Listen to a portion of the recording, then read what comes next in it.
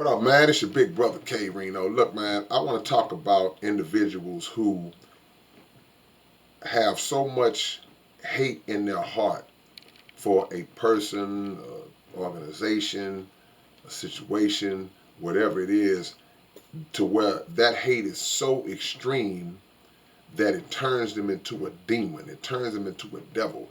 It turns them into a pathological liar. And it's amazing because even when truth and facts are presented to that individual, those truths and those facts will be outright dismissed and ignored and overlooked if the hate that they have for that particular person or situation is so powerful, and the agenda that they want to set forth to the people supersedes the truth. Some people lie so extreme, and in the beginning, it may not be a lie. In the beginning, their statements might just be, well, they just got some bad information that they believed, and now they're passing on that information. Now that information is something that they're strongly standing on, and then later on, what they stand for is debunked solidly. And even after it's debunked, they still carry on with the narrative. Why is that? Why are you still carrying on with the narrative even after your information has been debunked? Well, like I said earlier, it's because if they have an envy and a hatred for a particular person that's being defended, then they're going to be blinded by that to continue on and perpetuate the nonsense that they're spewing. But in a social media age, what happens is people become financially up. They get up financially behind pushing certain content because you have other foolish individuals who will follow behind the lies, follow behind the foolish content, and now you've developed an audience of fools. And once you develop that audience of fools, we know how this thing works. We know that it can be monetized to where now you find yourself like, wow, this is actually a nice little hustle that I've discovered. And once those dollars start coming in, most people who will say that they're chasing the truth, most people who will say that they're trying to go after the facts, we want to let the people know what's really going on. Okay, now you see a truth that can be proven beyond shadow of a doubt, undisputed, irrefutable truth, and you still push the lie. See, that's a devil. That's a demon. That's a hustler. That's a grifter.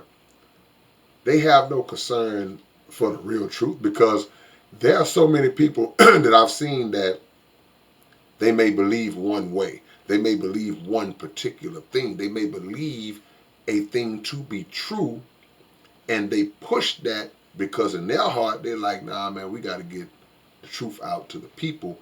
But then something happens and makes them understand, well, oh, wow, man, I was wrong about that. I made a mistake on that. I put that out the wrong way. And a person of character, they come back and they correct the wrong. They correct it by, okay, you know what, let me make a video correcting what I said in the previous video. I made a mistake. Let me write another article that corrects the mistakes I made in my initial writing so that I won't do what? I won't deceive the people. I won't confuse the people because there are so many people, and I say this all the time, that sit on the sidelines while we debate and argue what's true and what's not true. And there are some who sit on the sidelines with the popcorn. They just like to see the back and forth. There are others who sit on the sideline like this. They're taking notes because they really, really, really want to know what the real truth is. They seeking the truth. So they will put themselves in the hands of the debaters because they like, man, I just want to know what is the truth. I don't have a dog in the fight. The only dog that I have in the fight is truth.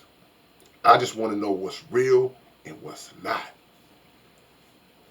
So that has to be our concern when we start these conversations that will directly affect how the people view important topics that relate to us, that have a say-so in our progress, that have a say-so in our cause for unity. We have to be locked in on that, even if it means that a time might come when you got to humble yourself and say, oh, no, I messed up. I was wrong on that one. But in this time we live in right now, man, the ego will not let you admit fault. Won't let you admit fault. But when you're a devil, you know you're wrong. You know you're wrong. You're just not gonna admit it because you have a bigger agenda, and the hate that you have in your heart for that person would never let you humble yourself to say, well, no, I was wrong. Especially if you've been doing all these years. You know, built up too much bad credit. All right, man, it's your big brother K-Rino. Y'all make sure y'all go to the Underground Dialogue podcast and check out tonight's episode. It's up right now. Y'all go check it out. Subscribe to this channel too, and I'll catch y'all later on. Peace.